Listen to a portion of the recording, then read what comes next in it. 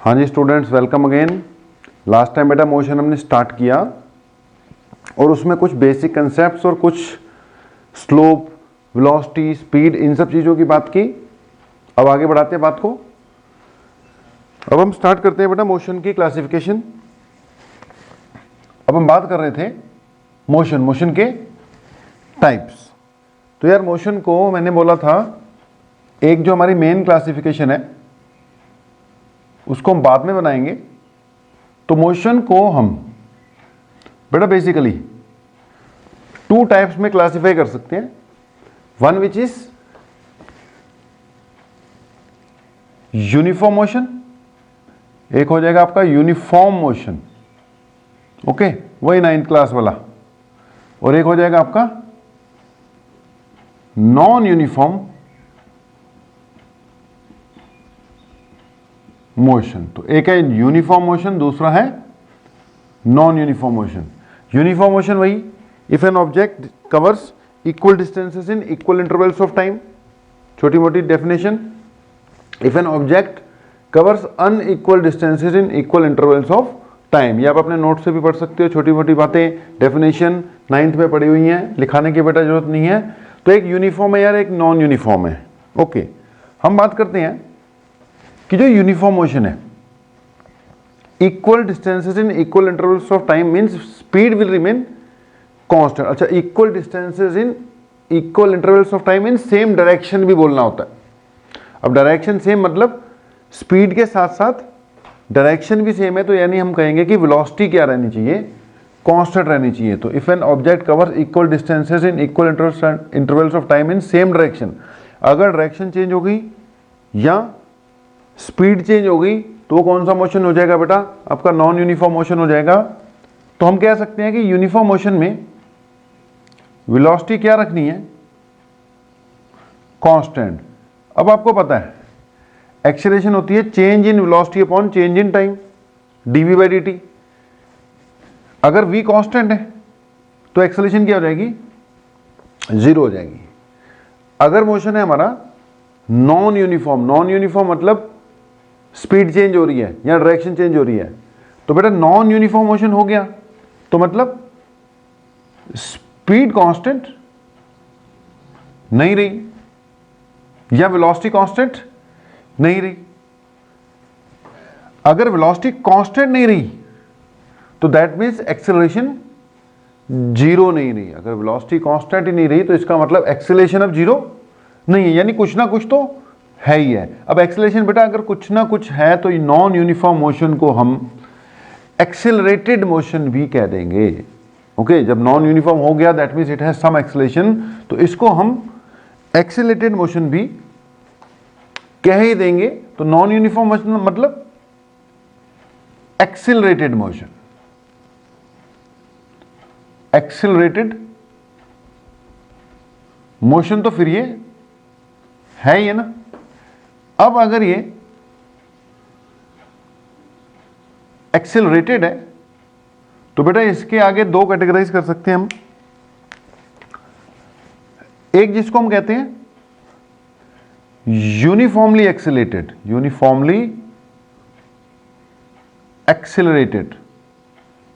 और दूसरा जिसको हम कहेंगे non uniformly accelerated, non uniformly accelerated. तो एक हो गया यूनिफॉर्मली एक्सेलरेटेड, दूसरा बेटा जी हो गया नॉन यूनिफॉर्मली एक्सेलरेटेड, ओके। तो यूनिफॉर्म में तो एक्सेलरेशन जीरो है, इसमें एक्सेलरेशन जीरो नहीं है, ये यूनिफॉर्मली एक्सेलरेटेड हो गया। दूसरी ये वाला हो गया आपका नॉन यूनिफॉर्मली एक्सेलरेटेड।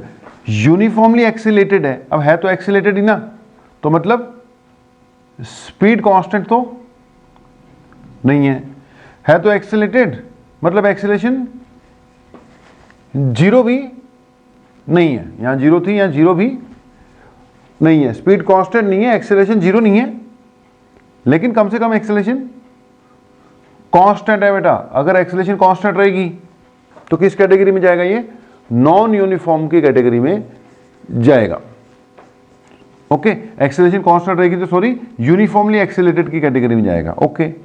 अब नॉन यूनिफॉर्मली एक्सीलरेटेड में क्योंकि एक्सीलरेटेड है तो v तो कांस्टेंट नहीं है, v कांस्टेंट नहीं है मतलब a जीरो भी नहीं है, और क्योंकि ये नॉन यूनिफॉर्मली एक्सीलरेटेड है तो a एक तो जीरो नहीं है, ऊपर से कांस्टेंट भी नहीं है, यानी एक्सीलरेशन में भी क्या हो रहा है, चेंज हो रहा है।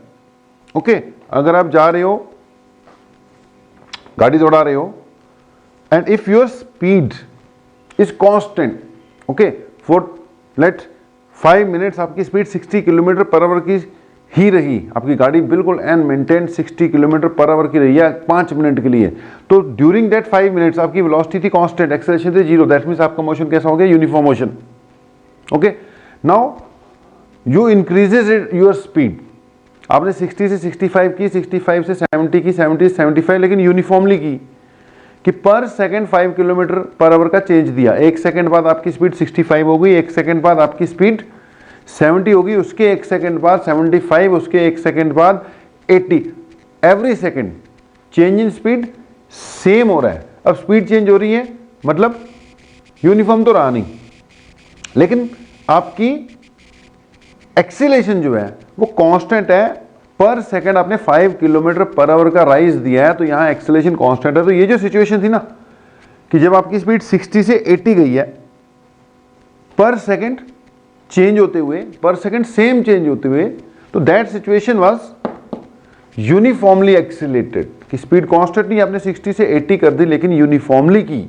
वो यूनिफॉर्मली एक्सीलरेटेड जब आपकी स्पीड 60 मेंटेन थी 5 मिनट के लिए, वो आपकी क्या था, यूनिफॉर्म मोशन, क्योंकि स्पीड कांस्टेंट थी। अब अगली सिचुएशन ले लो, आप एकदम ब्रेक लगा देते हो, फिर उसके बाद फिर स्पीड बढ़ाते हो, कभी कम बढ़ाते हो कभी ज़्यादा बढ़ाते हो, तो आपकी स्पीड में चेंज हो रहा है, कांस्टेंट नहीं है। लेकिन जब स्पीड में चेंज हो रहा है, यूनिफॉर्मली नहीं हो रहा, आप कभी कम कभी ज़्यादा कर रहे हो, तो एक्सीलरेशन भी कांस्टेंट नहीं रख रहे। इन दैट सिचुएशन आपका जो मोशन होगा, स्पीड भी कांस्टेंट नहीं है, एक्सीलरेशन भी आप यूनिफॉर्म नहीं रख रहे, वो किस कैटेगरी में चल जाएगा, नॉन यूनिफॉर्मली एक्सीलरेटेड मोशन की कैटेगरी में चले जाएगा। ओके, तो एक हो गया यूनिफॉर्म, एक हो गया, ये 9th में भी पढ़ाते हैं भाई हम, 9th में भी बिल्कुल यही चीजें बच्चों को करानी पड़ती हैं। तो बेटा एक यूनिफॉर्म, एक नॉन यूनिफॉर्म, नॉन यूनिफॉर्म के दो टाइप, एक यूनिफॉर्मली एक्सीलरेटेड और एक नॉन यूनिफॉर्मली एक्सीलरेटेड। ओके, अब यहीं पर थोड़ी सी ग्राफिकल बात हो जाए। वैसे आज ग्राफिकल बात बहुत करनी है हमने, और भी बहुत से ग्राफ्स कराएंगे, पहले इसकी क्लासिफिकेशन कंप्लीट कर लें। तो थोड़ी सी अगर ग्राफिकल बात हो जाए यहां पर, तो यूनिफॉर्म मोशन में हम दो टाइप के ग्राफ बनाते होते थे। आप छोटी क्लास में दो टाइप के ग्राफ बनाते हो, एक है जिसको कहते हैं स्पीड टाइम ग्राफ और एक जिसको कहते हैं डिस्टेंस टाइम ग्राफ। तो बेटा हमने इसका अगर डिस्टेंस टाइम ग्राफ बनाया, इधर डिस्टेंस इधर टाइम, यूनिफॉर्म मोशन है तो ये ऐसा आएगा, स्ट्रेट लाइन आएगा।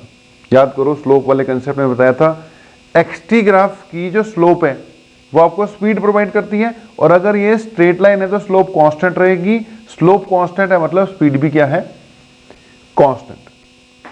ओके, स्लोप कांस्टेंट मतलब स्पीड भी कांस्टेंट है। तो एक्सटी ग्राफ यूनिफॉर्म मोशन का कुछ ऐसे बनता है। ओके, अगर इसका स्पीड टाइम ग्राफ बनाए हम यूनिफॉर्म मोशन में, that will be like this, कि टाइम तो चेंज हो रहा है लेकिन स्पीड चेंज हो ही नहीं रही। टाइम चेंज हो रहा है, स्पीड चेंज हो ही नहीं रही। इसमें क्या है, टाइम के साथ साथ डिस्टेंस चेंज हो रहा है। ओके, टाइम के साथ साथ डिस्टेंस चेंज हो रहा है और बिल्कुल यूनिफॉर्मली चेंज हो रहा है। ओके, इसकी स्लोप आपको पता है, वेलोसिटी देती है या स्पीड देती है, और क्योंकि ये स्ट्रेट लाइन है तो स्लोप क्या है, कांस्टेंट है, मतलब ये भी क्या है, कांस्टेंट। ओके, ये क्लियर ही है, चेंज ही नहीं हो रही। अब यूनिफॉर्मली एक्सीलरेटेड मोशन में कैसा मोशन, यूनिफॉर्मली एक्सीलरेटेड मोशन। अब यूनिफॉर्मली एक्सीलरेटेड मोशन में देखो, अगर हम इसमें फिर वही बात डिस्टेंस टाइम ग्राफ बनाएं, यूनिफॉर्मली एक्सीलरेटेड मोशन। ओके, ये यूनिफॉर्म था, इसका बेटा डिस्टेंस टाइम ग्राफ बनाए तो ये तो बन नहीं सकता, ओके, यानी स्ट्रेट लाइन नहीं होगा, कर्व्ड होगा। अब ये हो सकता है कुछ ऐसा,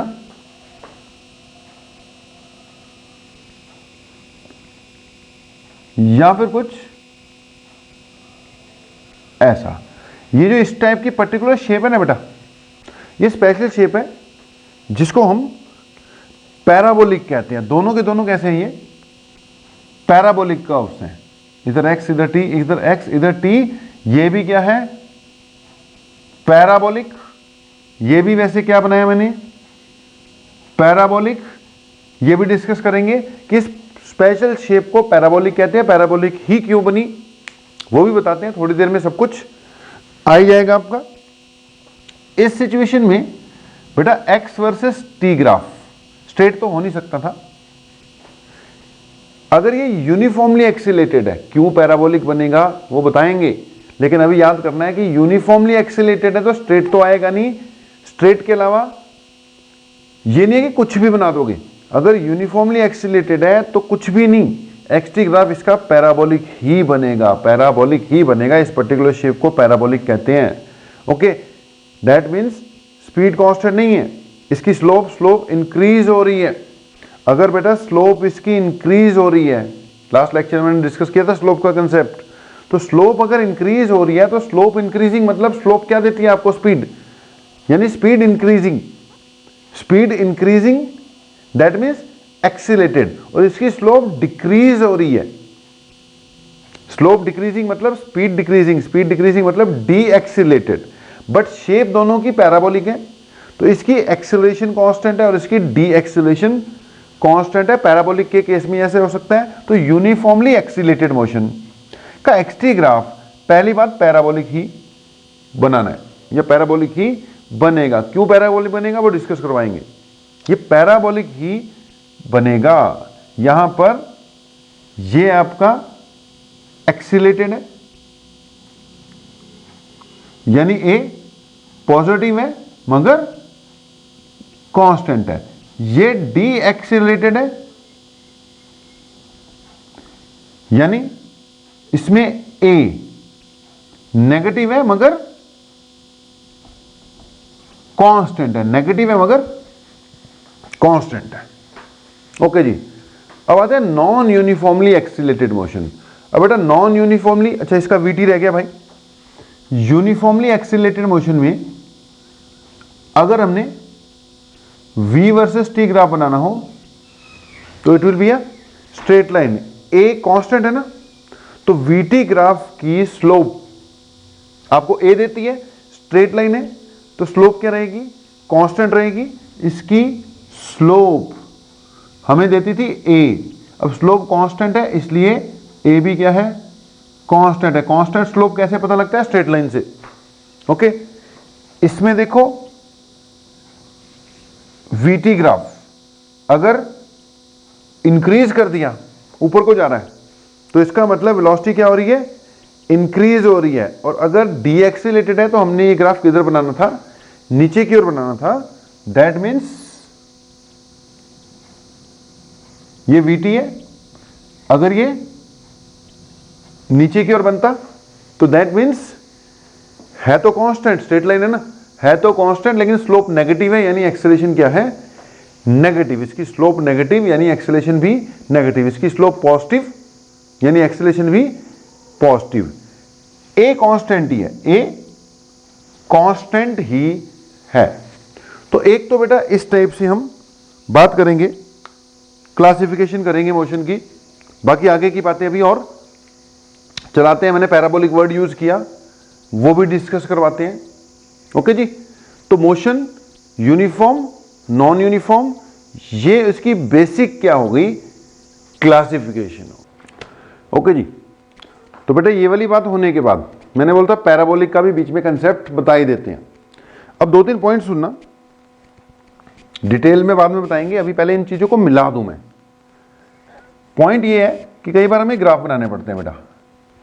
अब अगर कभी भी बेटा y प्रोपोर्शनल टू x है, मतलब y x के बिल्कुल डायरेक्टली प्रोपोर्शनल जा रहा है, तो अगर y प्रोपोर्शनल टू x होगा ना, तो इनके बीच का जो ग्राफ है, इधर y एक्सिस इधर x एक्सिस, बेटा y की x के साथ बिल्कुल डायरेक्ट प्रोपोर्शनलिटी है, डायरेक्ट।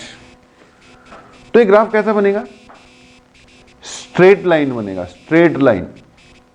ओके, अगर y की x के स्क्वायर के साथ प्रोपोर्शनलिटी है, y की किसके साथ प्रोपोर्शनलिटी बेटा?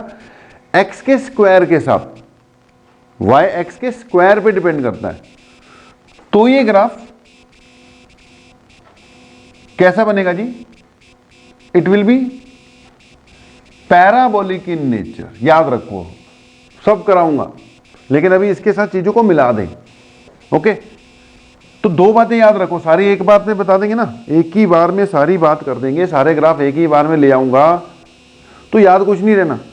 तो हम धीरे धीरे लेकर आते हैं, एक एक दो दो पॉइंट लेकर आते हैं। अभी फिलहाल ये बातें याद रखनी है कि अगर y प्रोपोर्शनल टू x होगा तो स्ट्रेट लाइन आता है, अगर y proportional to x square आएगा तो y वर्सेस x ग्राफ कैसा आता है? ये पर्टिकुलर शेप होती है जिसको क्या कहते हैं हम? पैराबोलिक शेप कहते हैं। इस शेप को हमने क्या बोलना है? Parabolic shape. y proportional to x square हो या x proportional to y square हो, पैराबोलिक शेप बनेगी। ओके, इस बात का फर्क पड़ जाता है, कभी ऐसे बन जाती है, कभी ऐसे बन जाती है। ओके जी, तो अगर y proportional to x square होगा तो शेप कैसी बनेगी? पैराबोलिक बनेगी। ओके, अब पुरानी बात याद करो, हमने यहीं पर, अब अगर इस तरफ डिस्टेंस बना दूं, इस तरफ टाइम बना दूं, ओके, इधर डिस्टेंस और इधर क्या प्लॉट कर दें? टाइम। तो अगर x directly proportional to t हो जाए, यानी distance directly proportional to time जा रहा है, तो आप सोचो कैसा बनेगा? डायरेक्ट प्रोपोर्शनलिटी में y directly proportional to x, इधर x है इधर t है, x directly proportional to t, ये कैसा आना चाहिए? स्ट्रेट आना चाहिए। ओके, और अगर कहीं distance directly proportional to t square जा रहा है तो शेप कैसी आनी चाहिए? पैराबोलिक शेप आनी चाहिए। इस शेप को क्या बोलते हैं? बार बार बोल रहा हूं, याद रखना, इस पर्टिकुलर शेप को बोलते हैं पैराबोलिक। अब मैं समझाने जा रहा हूं कि यहां पे पैराबोलिक क्यों आई। इस बात को मैंने बोला था कंप्लीट करना है, डिटेल में बताऊंगा। अब ये भी देख लेते हैं कि पैराबोलिक क्यों आई। अब सारी बातें हम आपस में मिला देते हैं, थोड़ी डिफरेंशिएशन इंटीग्रेशन जो आपने कर रखी है ना, उसका भी क्या करवा देते हैं, आपका यूज करवा देते हैं। हमने पढ़ा हुआ है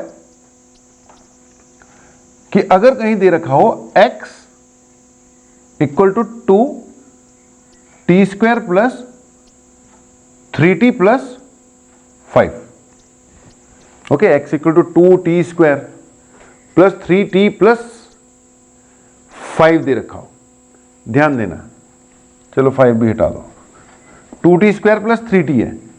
यार इसको एक बार डिफरेंशिएट करो तो आपको पता है v बनेगी dx by d t equal to v, यानी dx by d t equal to 2 जा 4t plus 3। Okay, v is equal to 4t plus 3, यानी वेलोसिटी का फार्मूला क्या गया? 4t plus 3। ओके, अगर इसको एक बार और डिफरेंशिएट कर दूं तो एक्सीलरेशन बनेगी, एक्सीलरेशन कितनी बनेगी? 4 मीटर पर सेकेंड स्क्वायर। ओके, ये मीटर पर सेकेंड, ध्यान से सुनना, बड़ा काम का पॉइंट है।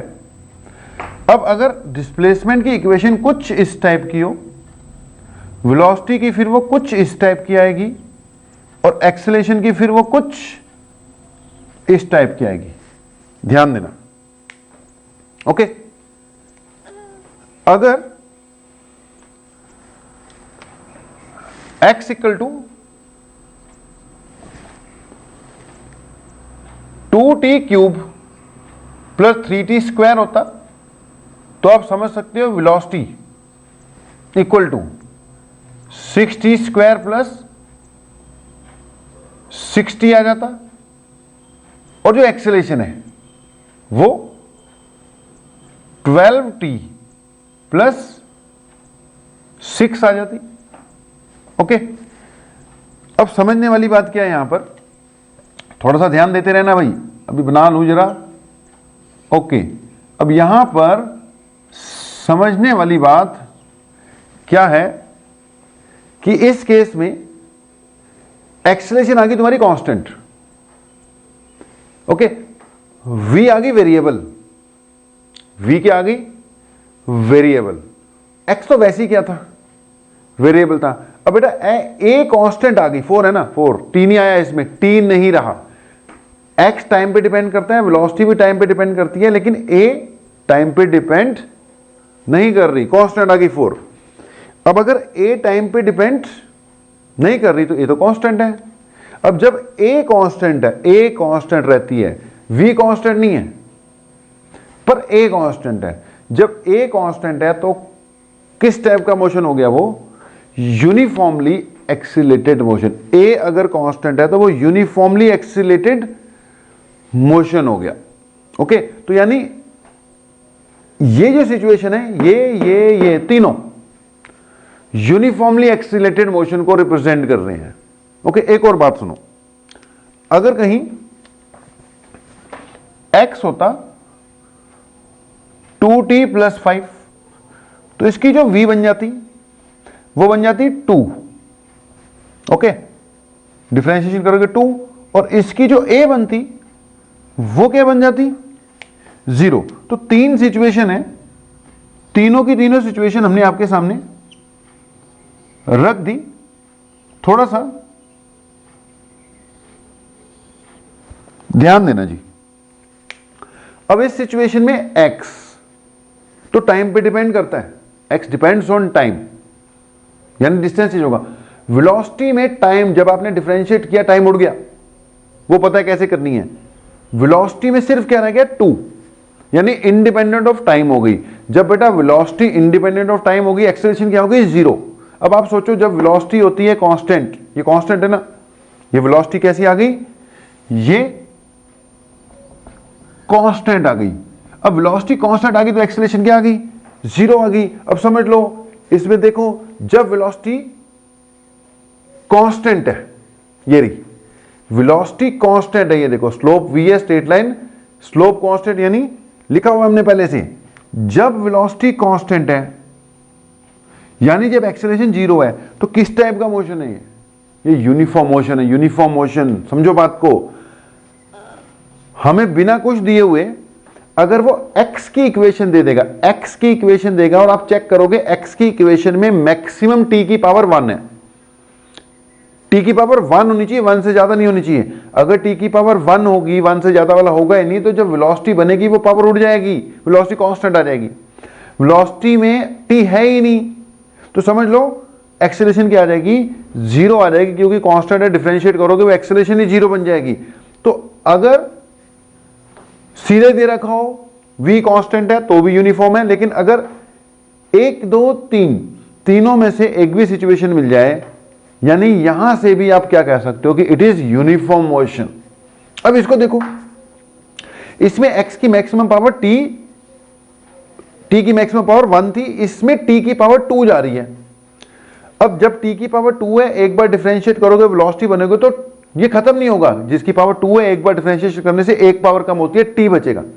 जब वेलोसिटी के एक्सप्रेशन में t आ रहा है, तो यानी टाइम के साथ वेलोसिटी क्या हो रही है, चेंज कर रही है। जब टाइम के साथ वेलोसिटी चेंज हो रही है, दैट मींस वेलोसिटी कांस्टेंट नहीं है। लेकिन एक ही पावर बची थी ना, जब इसकी एक्सेलरेशन बनाओगे तो ये जो एक पावर है उड़ जाएगी, क्योंकि t की डिफरेंशिएशन करोगे विद रिस्पेक्ट टू t, तो वो t की पावर 0 हो जाएगी, a हो जाएगी।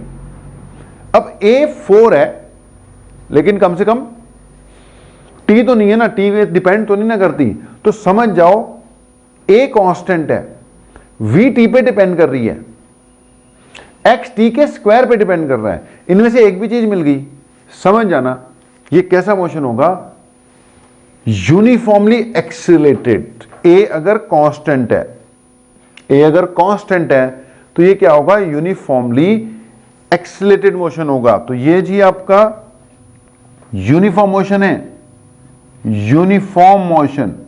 ओके, जो डिफरेंशिएशन इंटीग्रेशन सीखी इसीलिए सिखाई थी कि काम आए सीधा फिजिक्स में और आएगी आगे भी। ओके जी, ये क्या बताया था आपका, x proportional to t square चले गया, v प्रोपोर्शनल टू t चले गया, या a प्रोपोर्शनल टू t की पावर 0 चले गया, तो ये हो जाएगा यूनिफॉर्मली एक्सिलरेटेड मोशन।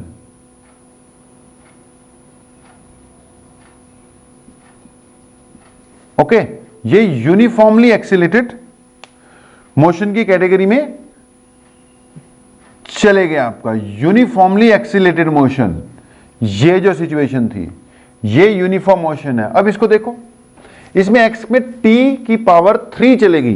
भाई जब t की पावर 3 चलेगी तो एक बार डिफरेंशिएशन करोगे तो t की पावर 2 वाला आ जाएगा, एक बार और करोगे तो t की पावर 1 वाला आएगा। t खत्म नहीं हो रही है, यानी एक्सेलेरेशन में अभी भी t है। एक्सेलेरेशन में t है मतलब एक्सेलेरेशन कांस्टेंट नहीं है। एक्सेलेरेशन कांस्टेंट नहीं है तो मतलब ये किस कैटेगरी पे को बिलोंग कर रहा है, it is non uniformly, it is non uniformly accelerated motion. तो पॉइंट ये है कि आप यहीं से देख के अंदाजा लगा सकते हो कि यूनिफॉर्म मोशन है कि नॉन यूनिफॉर्म मोशन है, कि यूनिफॉर्मली एक्सिलेटेड है कि नॉन यूनिफॉर्मली एक्सिलेटेड है। अगर x में t की पावर 1 चल रही है, x में डिस्प्लेसमेंट या डिस्टेंस की इक्वेशन में t आ रहा है, बस t के पावर 1 से ऊपर कुछ नहीं है, तो समझ जाओ किस टाइप का मोशन है वो यूनिफॉर्म बनेगा, क्योंकि इसकी वेलोसिटी कांस्टेंट आ जाएगी, एक्सेलरेशन क्या आ जाएगी, 0 आ जाएगी।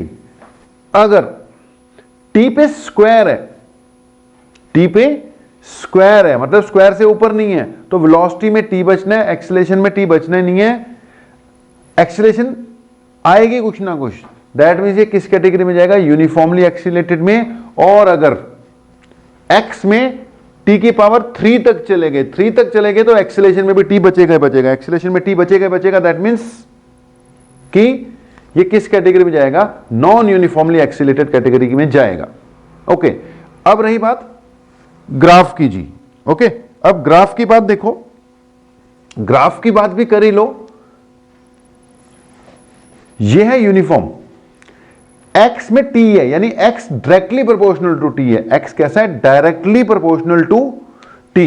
अब क्योंकि x directly proportional to t है, ओके, अब डायरेक्ट प्रोपोर्शनलिटी में मैंने बताया x directly proportional to t होगा तो x versus t graph straight line जाएगा। x वर्सेस t कैसा जाएगा, स्ट्रेट लाइन जाएगा। वेलोसिटी में t आया ही नहीं है, ओके, कांस्टेंट रहेगा। ओके, एक्सेलरेशन तो वैसे ही क्या होगी, 0 होगी। ओके, इतना नोट करो, मैं ग्राफ वाली बात फिर से बताता हूं। नोट बेटा, तो क्या बात चल रही थी कि अगर बेटा x में t आ गया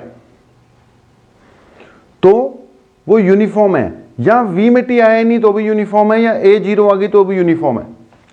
अगर x में t स्क्वायर आ गया, यूनिफॉर्मली एक्सिलेटेड है, v में t आ रहा है तो भी यूनिफॉर्मली एक्सिलेटेड है। x में t नहीं है, t की पावर 0 है तो भी क्या है, यूनिफॉर्मली एक्सिलेटेड। और अगर बेटा x में t क्यूब या उससे ज्यादा आ गया तो नॉन यूनिफॉर्मली कैटेगरी में चले गया। ओके, अगर v में t स्क्वायर आ रहा है तो भी नॉन यूनिफॉर्मली एक्सिलेटेड की कैटेगरी में, और a में अगर t आ गया तो भी वो नॉन यूनिफॉर्मली एक्सिलेटेड की कैटेगरी में चले गया। अब आते हैं ग्राफ पर। सबसे पहले यूनिफॉर्म, यूनिफॉर्म में x directly proportional to t आ रहा है। ओके, चेक करो, यूनिफॉर्म वाले केस में आपका जो x है वो कितना आ रहा है, 2t प्लस 5। अब t है ना, डायरेक्ट प्रोपोर्शनलिटी है, पहली बार स्ट्रेट लाइन जाएगा। डायरेक्ट प्रोपोर्शनलिटी है तो कैसा जाएगा, ये स्ट्रेट लाइन जाएगा। अब यहां पर इसके साथ 5 भी है, मतलब आएगा तो स्ट्रेट लाइन, आएगा तो ये straight line he. Equation of straight line में और डिटेल में बताऊंगा, लेकिन अभी मैं धीरे धीरे बताता हूं बात को। सारी बात एक ही बार में करोगे कुछ याद नहीं रहेगा। अभी बता रहा हूं x प्रोपोर्शनल टू t है, इसलिए इसका ग्राफ कैसा बनना चाहिए, स्ट्रेट लाइन। हां, अगर t 0 होगा, अगर t 0 पुट कर दूं तो x क्या पुट होगा, 5 पुट होगा। दैट मीन्स बनेगा तो x versus t straight line, लेकिन t इक्वल टू 0 पे x 5 था तो यहां से शुरू करना पड़ेगा, बाकी रहेगा ये स्ट्रेट लाइन ही। ओके, स्लोप कांस्टेंट मतलब v कांस्टेंट, वैसे भी इसकी v कांस्टेंट ही आई है आपके सामने 2 मीटर पर सेकेंड स्क्वायर है। ओके, अब बिकॉज अगर मैं इसका vt ग्राफ बनाता हूं, ध्यान से सुनना, vt यूनिफॉर्म मोशन है, वो देखो तुम्हारे सामने पड़े हुए हैं। अब v तो कांस्टेंट है, टाइम पे डिपेंड ही नहीं करती, तो ये जितनी भी है ये ऐसा बनेगा। यही बनाए थे हमने पहले भी, यूनिफॉर्म मोशन के ग्राफ कुछ ऐसे ही बने थे। ओके, अगली बात आ जाओ, यूनिफॉर्मली एक्सिलेटेड। यूनिफॉर्मली एक्सिलेटेड में चेक करो, एक्स टी स्क्वायर आ रहा है, एक्स में जो मैक्सिमम पावर बेटा क्या आ रही है, टी स्क्वायर आ रही है। और मैंने बोला है जब एक्स प्रोपोर्शनल टी स्क्वायर चलेगा तो पैराबोलिक बनेगा। तभी हम कह रहे थे कि एक्स में टी स्क्वायर है ना, अगर एक्स में टी स्क्वायर आ गया तो एक्स वर्सेस टी ग्राफ कैसा बनेगा, इट विल बी पैराबोलिक। अब जब एक्स में टी स्क्वायर आएगा तो वी में टी ही आएगा, अगर वी में टी आएगा तो इसका वीटी ग्राफ बनेगा स्ट्रेट लाइन। लेकिन यहां पे फिर देखो, वीटी ग्राफ स्ट्रेट लाइन तो बनेगा, लेकिन जब वी जीरो पुट करोगे, टी जीरो पुट करोगे तो वी 3 आ रहा है, तो यानी बनेगा तो स्ट्रेट लाइन, यानी इसके पास कुछ इनिशियल वेलोसिटी भी है। इनिशियल वेलोसिटी कितनी है, 3 है, ये कुछ ऐसा बन जाएगा। ओके, एक्सेलेरेशन इसकी क्या है, कांस्टेंट है। अगर इसका ए वर्सेस टी ग्राफ बनाना तो कुछ ऐसा बन जाएगा। ओके, अब यहां पे आ जाओ, इस बार एक्स टी क्यूब है, यानी इसका पैराबोलिक भी नहीं बन सकता, दैट मीन्स ये नॉन यूनिफॉर्मली एक्सिलेटेड है। हाँ, v में टी स्क्वायर आ रहा है, तो इस सिचुएशन में v वर्सेस टी ग्राफ तो कैसा बन जाएगा, आपका पैराबोलिक बन जाएगा। ओके, इस सिचुएशन में a वर्सेस टी ग्राफ तो कैसा आ जाएगा, स्ट्रेट लाइन आ जाएगा। a वर्सेस टी कैसा आ जाएगा जी, आपका स्ट्रेट लाइन आ जाएगा। तो होपफुली आपको समझ में लगा होगा। इसको जल्दी से क्या कर लो, नोट वोट कर लो, उसके बाद करते हैं हम discuss various types of graphs. तो अगली बात जो हम डिस्कस करने जा रहे हैं वो करने जा रहे हैं यार various types of graphs in motion. यार न्यूमेरिकल्स करेंगे, टॉपिक्स बढ़ाएंगे, सब कुछ करेंगे, लेकिन स्टार्टिंग में ये ग्राफ्स इंपॉर्टेंट थे, तभी मैं 2 दिनों से ग्राफ्स के ही पीछे लगा हुआ बेटा। तो ग्राफ्स तो कई तरह के आएंगे, हमने बेसिकली जो डिस्कस करने हैं, एक तो डिस्कस कर लेंगे हम बेटा distance time graphs. Okay, distance time graphs. एक चलो डिस्कस करते हैं डिस्प्लेसमेंट टाइम। डिस्प्लेसमेंट टाइप हो जाएंगे कुछ। ओके, फिर एक देख लेंगे हम डिस्टेंस टाइम, देखते हैं डिस्प्लेसमेंट टाइम भी देख लेते हैं। ऐसे ही यार speed time graphs, okay, velocity time graphs, और एक चलो एक्सेलरेशन टाइम ग्राफ्स भी कवर अप करेंगे। ओके, ग्राफ्स ही देखने कुछ नहीं है। इसके बाद फिर मेन न्यूमेरिकल्स वगैरह पर आते हैं, इसके बाद नेक्स्ट क्लास से। ओके, अगर पहले मैं देखूं कौन से बनाए मैंने, डिस्टेंस टाइम ग्राफ्स। ओके, अब डिस्टेंस टाइम ग्राफ में पहली बात याद रखना, डिस्टेंस बेटा नेगेटिव नहीं जाता, डिस्टेंस आपका नेगेटिव नहीं जाता। डिस्प्लेसमेंट टाइम में डिस्प्लेसमेंट को आप नेगेटिव जाते हुए भी शो कर सकते हैं, डिस्टेंस को आप नेगेटिव जाते शो नहीं कर सकते। अगर मान लो मैंने ग्राफ, ये डिस्टेंस है, ओके, ये टाइम है, डिस्टेंस को मैं पहले एक्स से नोट कर रहा था, अभी नाम लिया ना डिस्टेंस, अब एक्स बोलो तो वो डिस्टेंस डिस्प्लेसमेंट कॉमनली यूज होता है। अभी हमने नाम लिया यहाँ पे डिस्टेंस, इसलिए इसको डी लिख दिया मैंने, डिस्टेंस टाइम ग्राफ। अगर यार ऐसा ग्राफ है तो आपको पता है टाइम चेंज हो रहा है, डिस्टेंस चेंज ही नहीं हो रहा, ऑब्जेक्ट इज एट रेस्ट, है ना। यहां पे कह सकते हो ऑब्जेक्ट रेस्ट पे है। बाकी अगर मैं ग्राफ कुछ डिस्टेंस टाइम ग्राफ ऐसे बना दूं तो इसका मतलब क्या हुआ, फिर वही बात, स्ट्रेट लाइन आ गया। स्ट्रेट लाइन आ गया तो distance time graph x directly proportional to t रह रहा होगा। स्ट्रेट लाइन का मतलब डिस्टेंस, जिसको मैं आमतौर पे x बोलता हूं, यहां d फॉर डिस्टेंस है, और x फॉर डिस्प्लेसमेंट कर देंगे हम, तो d versus t directly proportional है, इसीलिए क्या आ रहा है, स्ट्रेट लाइन आ रहा है। और जब डायरेक्ट प्रोपोर्शनल होती है, स्ट्रेट लाइन होती है, आपको पता है इसकी स्पीड क्या रही होगी, कांस्टेंट, यानी ये कैसा मोशन होगा, यूनिफॉर्म मोशन होगा। ओके, अब यूनिफॉर्मली एक्सीलरेटेड में अभी अभी अपनी डिस्कशन हुई है कि इट शुड बी पैराबोलिक। कैसा होना चाहिए, पैराबोलिक होना चाहिए, पैराबोलिक। अब अगर ऐसा पैराबोला है तो आपको पता है, इतना तो क्लियर हो गया होगा कि पैराबोलिक मतलब ए क्या है यहां पर, कांस्टेंट है। ओके, ए क्या है यहां पर, कांस्टेंट है। वेलोसिटी तो वेरिएबल है, यहां वेलोसिटी कांस्टेंट है, स्पीड सॉरी डिस्टेंस है ना, स्पीड कांस्टेंट है। यहां पर एक्सीलरेशन कांस्टेंट है, लेकिन पैराबोलिक है, सॉरी एक्सीलरेशन कांस्टेंट है, इसलिए ग्राफ कैसा बनेगा, पैराबोलिक है। और ये ऊपर को जा रहा है, तो आपको इतना भी क्लियर होगा, एक्सीलरेशन कैसी है, पॉजिटिव है, यानी ये क्या है, increasing speed, increasing speed. Okay, अगर यही ग्राफ डिस्टेंस वर्सेस टाइम में ऐसे बना दो तो पैराबोलिक तो है ही है, ए कांस्टेंट है, लेकिन यहां ए क्या जाएगी, नेगेटिव जाएगी। ए नेगेटिव मतलब डिक्रीजिंग स्पीड। बड़े जरूरी हैं यार, ऐसे ही नहीं करा रहे आपको, वेरी वेरी इंपॉर्टेंट है ग्राफ्स, तभी आपको ये कराए जा रहे हैं सारे के सारे, ध्यान रखना। अब बहुत अनलिमिटेड ग्राफ बन जाते हैं, लेकिन एक लिमिट के हिसाब से जितने आप याद रखो उतने अभी हम कवर अप करेंगे यार। ओके, डिस्टेंस टाइम ग्राफ में और क्या बना सकते हो, ये बना लो एक, इधर डिस्टेंस इधर टाइम, ये हो गया। अब इस ग्राफ का क्या मतलब है,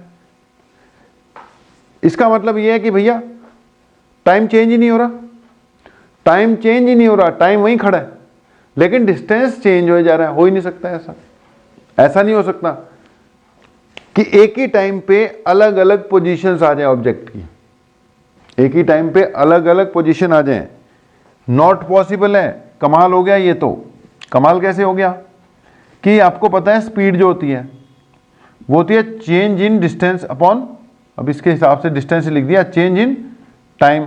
अब डिस्टेंस तो चेंज हुआ ही नहीं, ओके सॉरी, टाइम तो चेंज हुआ ही नहीं, डेल्टा टी क्या आ रहा है, जीरो, टाइम चेंज ही नहीं हो रहा और डिस्टेंस चेंज हो जा रहा है। अब नीचे जब जीरो आ गया तो ये तो इन्फिनिटी हो गया, इन्फिनिटी हो गया तो बंदे की स्पीड क्या हो गई, इन्फिनिट स्पीड हो गई। कमाल हो गया ये तो कि इन्फिनिट स्पीड हो गई, टाइम चेंज हुआ ही नहीं, और मैं यहां से दिल्ली पहुंच गया, टाइम चेंज ही नहीं हुआ, 5:05 पे चला था और 5:05 भाई कहीं दूसरी जगह पे पहुंच गया।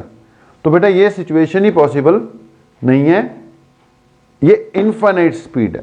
ओके, अगर ग्राफ ऐसा आ जाए, सब फंडों से इन्फिनिट आएगी, speed equal to distance by time के हिसाब से, नीचे जीरो आ गया तो भी इन्फिनिटी, ऊपर से इसकी अगर मैं स्लोप कैलकुलेट करूं तो आपको पता है slope equal to tan theta भी होता है। अब थीटा इसका 90 डिग्री है, एक्स एक्सिस पर बनने वाला एंगल कितना है, 90 डिग्री है। अब यहां अगर मैं पुट कर दूंगा tan ऑफ 90 डिग्री, सारी बातें मिल रही है ना, तो स्लोप जो है tan 90 होता है इन्फिनिटी, नॉट डिफाइंड। tan 90 क्या होता है, sin 90 बाय cos 90, cos 90 की वैल्यू जीरो होती है, नीचे जीरो आएगा, तो नॉट डिफाइंड, नॉट डिफाइंड को हम इन्फिनिटी कहते हैं। तो स्लोप इन्फिनिटी आ गई, मतलब स्पीड क्या आ गई, इन्फिनिटी। नॉट पॉसिबल, ऐसा नहीं होता, ऐसा नहीं होता, स्पीड इन्फिनिटी नहीं होती। ओके, डिस्टेंस टाइम ग्राफ में और क्या बना सकते हो, डिस्टेंस टाइम ग्राफ में कभी भी आपको डिस्टेंस वर्सेस टाइम ये नीचे जाता हुआ ग्राफ दिख जाए तो कह देना नॉट पॉसिबल। ये वाला भी क्या था, नॉट पॉसिबल, एनपी, ये भी क्या है, नॉट पॉसिबल, यानी एनपी। क्यों, या डिस्टेंस नेगेटिव नहीं लेते हम, डिस्टेंस को हम कभी नेगेटिव नहीं लेते, नीचे नहीं आना इसने। अगर डिस्प्लेसमेंट होता चलता, डिस्प्लेसमेंट टाइम होता तो ये ग्राफ चल जाता, ये डिस्टेंस टाइम है, ये नहीं चलेगा। ओके जी, एक और देख लो, चलो फंडा बना लो कि हमने साथ ही करने थे। 1 2 3 4 5 6 7 ही करने थे, बाकी बनने को तो और बनाते रहो, जितने मर्जी बनाते रहो। याद करने के लिए सही रहेगा 7 करने हैं जी। Distance versus time graph. अब डिस्टेंस वर्सेस टाइम ग्राफ अगर मान लो मैंने ऐसे बना दिया, अब ये भी पॉसिबल है, ऐसा नहीं होता यार। पहली बार डिस्टेंस नेगेटिव आ रहा है, ओके, नीचे आ रहा है, और डिस्टेंस नेगेटिव तो चलो आ रहा है, यहां पे टाइम ही पलट गया, टाइम ही पलट गया, टाइम वापस आ रहा है यार। टाइम वापस नहीं आता, समय कभी वापस नहीं आता।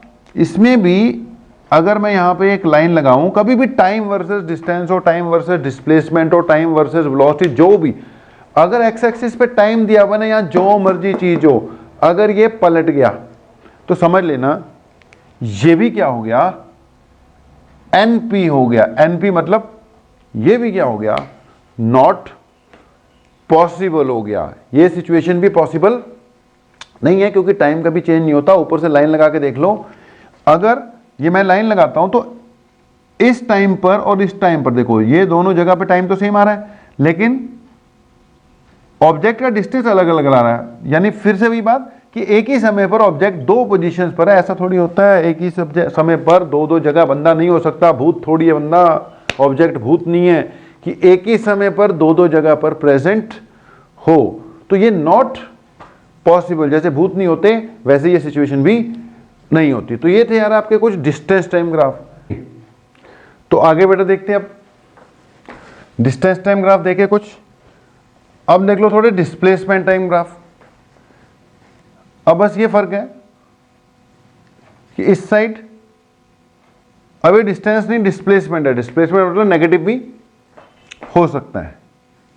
अब ऐसा तो बनेगा ही बनेगा, ओके, और ऐसा भी बन सकता है, ओके जी। अब ये ग्राफ x वर्सेस t, ये भी हो सकता है x वर्सेस t, ये भी हो सकता है, ओके। मान लो मैंने graph x versus t, displacement है, ऐसा बना दिया, या x वर्सेस t ऐसा बना दिया, या x वर्सेस t ये यहां पे आके खत्म कर दिया,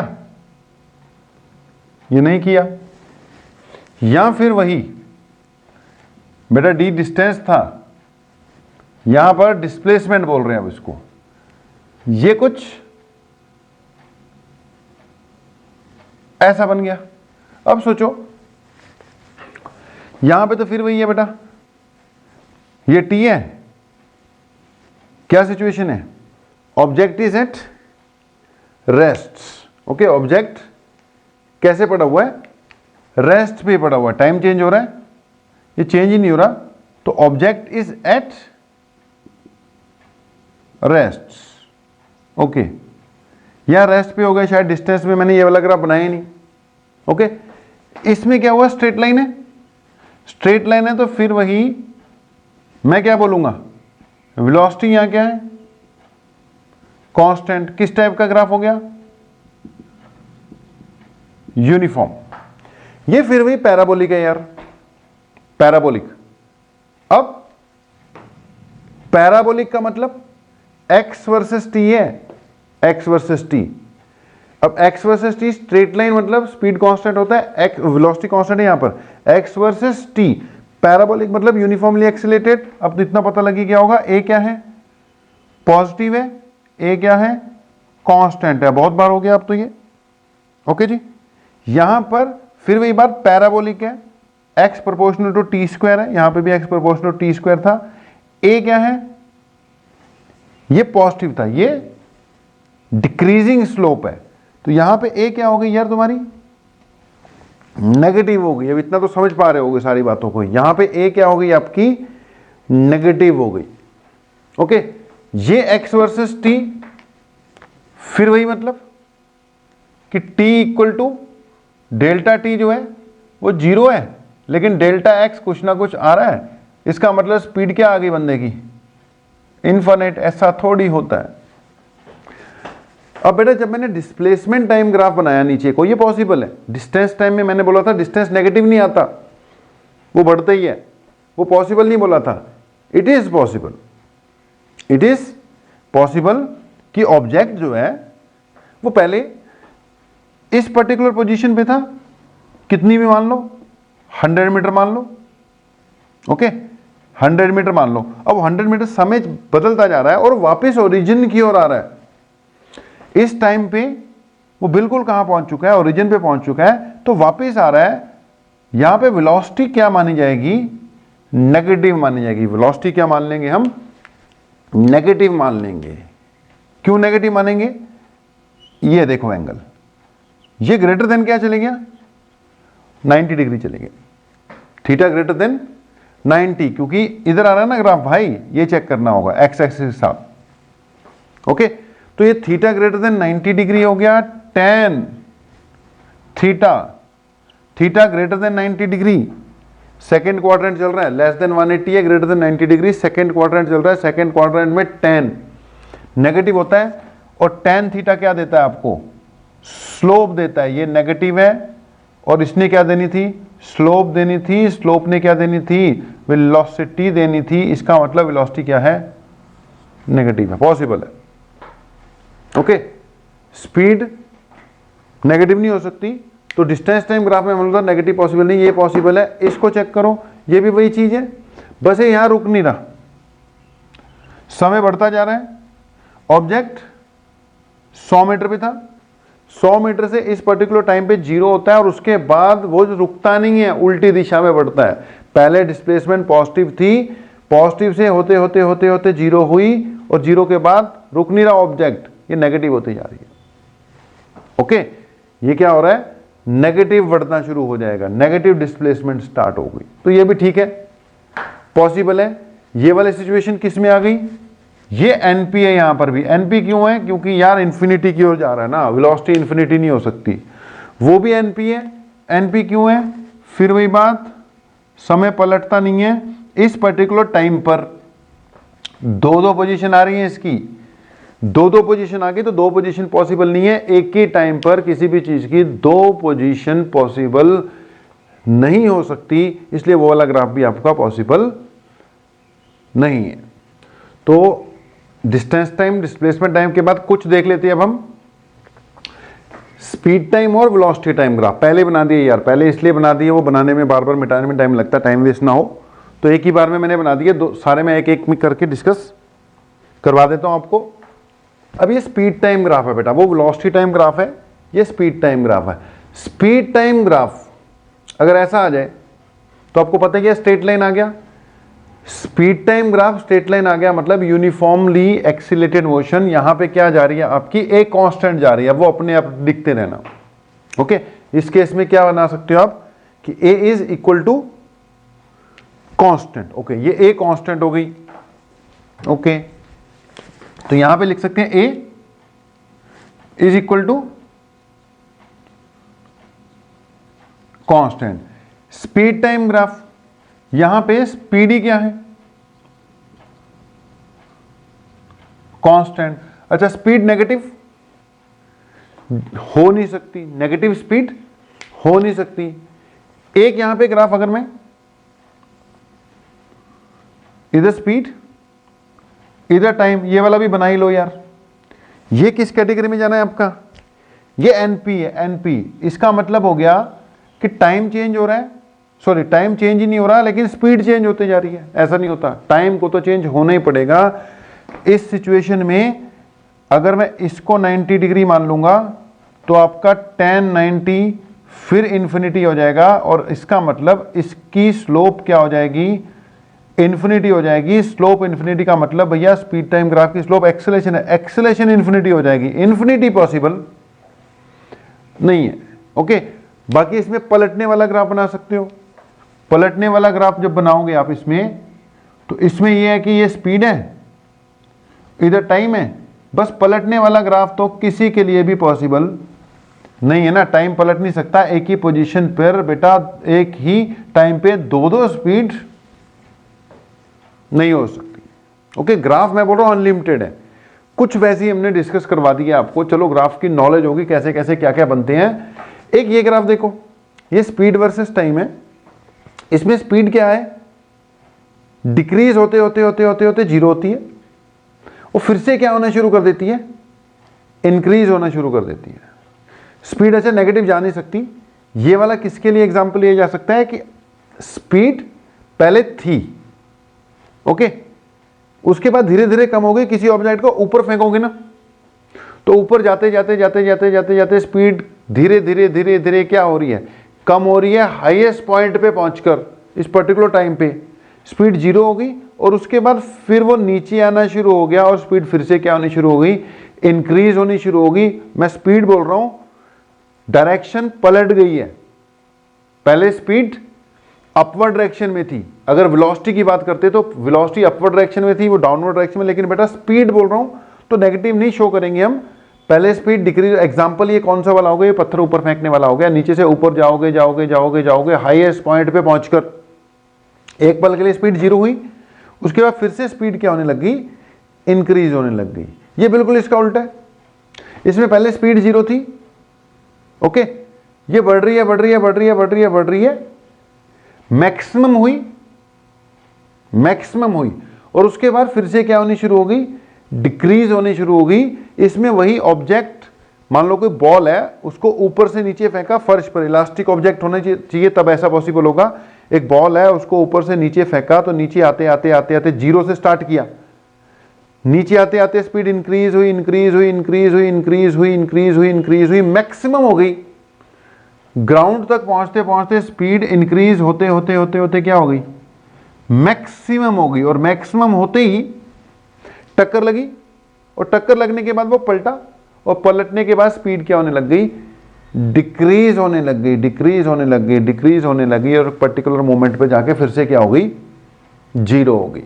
ओके, लेकिन इसके लिए शर्त ये है कि इलास्टिक ऑब्जेक्ट होना चाहिए, टक्कर खाते ही सारी की सारी एनर्जी कन्वर्ट हो जानी चाहिए उसी में, वेस्टेज ऑफ एनर्जी नहीं होगी, तो ग्राफ बिल्कुल दोनों तरफ क्या बन जाएगा, सिमेट्रिकल बन जाएगा। ये स्पीड टाइम हो गई यार, ऐसी उधर क्या बना दिया हमने, वेलोसिटी टाइम ग्राफ, जल्दी जल्दी देख सकते हो अब तो। वीटी ग्राफ अगर ऐसा आ गया तो समझ लो v क्या है, कांस्टेंट है, एक्सीलरेशन क्या है, जीरो। अगर वीटी ग्राफ ऐसा आ गया तो समझ लो a क्या है, कांस्टेंट, यूनिफॉर्मली एक्सीलरेटेड है। a क्या रहेगी, कांस्टेंट। सब बताया तुम्हें, ओके, सब चीजों को पुरानी नई सबको मिला लो। अब अगर वीटी ग्राफ ऐसा है, ये है, अब स्पीड क्या है, इंक्रीजिंग, ये स्ट्रेट लाइन है ना, तो a कांस्टेंट ही है, a कांस्टेंट ही है, ओके, पॉजिटिव ही है।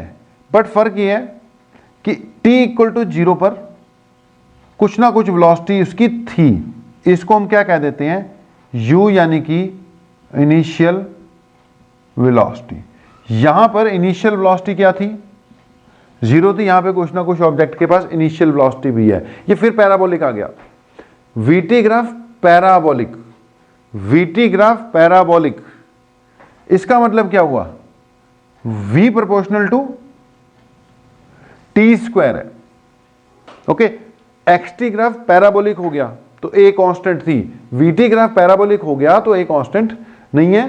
बस ये ग्राफ कह रहा है कि एक्सेलरेशन जो है चेंज हो रही है और एक्सेलरेशन इंक्रीज हो रही है। समझ लो एक्सटी ग्राफ में इसमें वेलोसिटी इंक्रीज हो रही थी, वीटी ग्राफ पैराबोलिक हो गया इस टाइप का, तो ये शो कर रहा है कि एक्सेलरेशन ही इंक्रीज हो रही है। ये इंक्रीजिंग एक्सेलरेशन है, ये डिक्रीजिंग एक्सेलरेशन है। ए पॉजिटिव है, चेंज हो रही है, ए नहीं, ए पॉजिटिव नहीं कह सकते, ए में क्या बोलेंगे, बस इंक्रीजिंग, और उधर ए में क्या बोलेंगे, यहां पर डिक्रीजिंग। ओके जी, इस ग्राफ पे आ जाओ यार। वीटी ग्राफ नेगेटिव आ सकता है, वीटी ग्राफ नेगेटिव आ सकता है, स्पीड टाइम ग्राफ नेगेटिव नहीं आएगा। ये तो बस स्पीड क्या हो रही है, डिक्रीज हो रही है। ओके, तो वीटी ग्राफ, इसमें भी वेलोसिटी क्या हो रही है, सॉरी ये नेगेटिव नहीं जा रहा, ये रहा तो पॉजिटिव रही, वो है नेगेटिव वाला। ओके, ये पॉजिटिव का पॉजिटिव ही है। इसमें क्या हुई, वेलोसिटी डिक्रीज होते होते इस पर्टिकुलर पॉइंट पे जीरो होगी। फिर से वही बात, यहाँ पे जो एंगल है थीटा है ग्रेटर देन 90 डिग्री है, इसका मतलब ए क्या आ जाएगी आपकी, नेगेटिव आ जाएगी। ए क्या आ रही है आपकी, नेगेटिव। यहां से यहां तक भी ए क्या थी, नेगेटिव। यहां से यहां तक क्या थी, स्पीड बढ़ रही है, ए क्या थी, पॉजिटिव। यहां पर ए पॉजिटिव है और यहां से यहां तक ए क्या है, नेगेटिव है। ठीक है, ए तो नेगेटिव हो सकती है। यहां पे भी बेटा ए नेगेटिव है, स्पीड डिक्रीज हो रही है। अब यहां फर्क है, ध्यान से सुनना, इन दोनों ग्राफ को कंपेयर करो। इसमें स्पीड डिक्रीज हो रही है, जीरो हुई, जीरो से नीचे नहीं ना जाती स्पीड, उसको नेगेटिव नहीं करना। ओके, इसमें स्पीड डिक्रीज होते होते होते होते होते जीरो हुई और उसके बाद ये फिर से इंक्रीज होनी शुरू हो गई। यहां पे भी फिर से इंक्रीज हुई थी, लेकिन इसको हमने पॉजिटिव रखना है, पॉजिटिव। स्पीड नेगेटिव नहीं होती। ओके, यहां पर भी इंक्रीज होनी शुरू हुई है, ये नेगेटिव की तरफ चले गया, क्योंकि वेलोसिटी में आप नेगेटिव भी शो कर सकते हो। अगर उल्टी दिशा हो गई, यहां पे उल्टी दिशा हो गई, पहले यहां पर स्पीड ज्यादा थी, ऑब्जेक्ट के पास स्पीड क्या थी, ज्यादा थी। ओके, नीचे से ऊपर फेंक रहे थे, ये कम होते होते होते जीरो हुई और फिर से इंक्रीज होने लग गई, तो नेगेटिव हो गई थी ना, लेकिन स्पीड थी, नेगेटिव शो करना नहीं था हमने मैग्नीट्यूड के हिसाब से, बस मैग्नीट्यूड बढ़ रहा है ना, उसको ऐसे शो कर दिया। अब इसमें अगर डायरेक्शन पलट गई है ना, ये उसी का ग्राफ है, सेम चीज का ग्राफ है। ओके, यहां पे वेलोसिटी डिक्रीज होते होते होते होते होते होते होते होते जीरो हुई और उसके बाद फिर इंक्रीज होने लगी, लेकिन डायरेक्शन उल्टी है, इसलिए ये नीचे की ओर जा रहा है।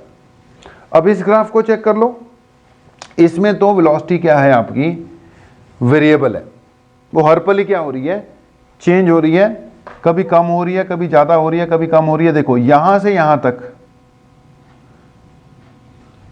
इंक्रीजिंग स्लोप है, ए क्या है, पॉजिटिव। यहां से यहां तक डिक्रीजिंग स्लोप है, ए क्या है, नेगेटिव। और यहां तो डायरेक्शन ही उसकी पलट गई, ये ए नेगेटिव, यहां से यहां तक ए नेगेटिव चलता रहा, तभी उल्टा ले गया, फिर यहां पे फिर ए पॉजिटिव शुरू हो गया। यहां से यहां तक, यहां से यहां तक ए पॉजिटिव है, यहां से यहां तक ए पॉजिटिव, फिर ये नेगेटिव, यहां से यहां तक ए नेगेटिव, यहां से यहां तक भी क्या है, ए नेगेटिव है। अब देखो बातें बहुत है, जानबूझ के तुम्हें उलझा दिया, सारे ग्राफ जितने हो सकते थे ना वो एक ही बार में हम ले आए, ताकि बीच बीच में जहां जहां भी ग्राफ वगैरह की जरूरत पड़ेगी ना उसमें कोई आपको दिक्कत आए ना। बाकी और आएंगे और बताएंगे, अभी पहले इतना अपने कवर अप कर लेना जी।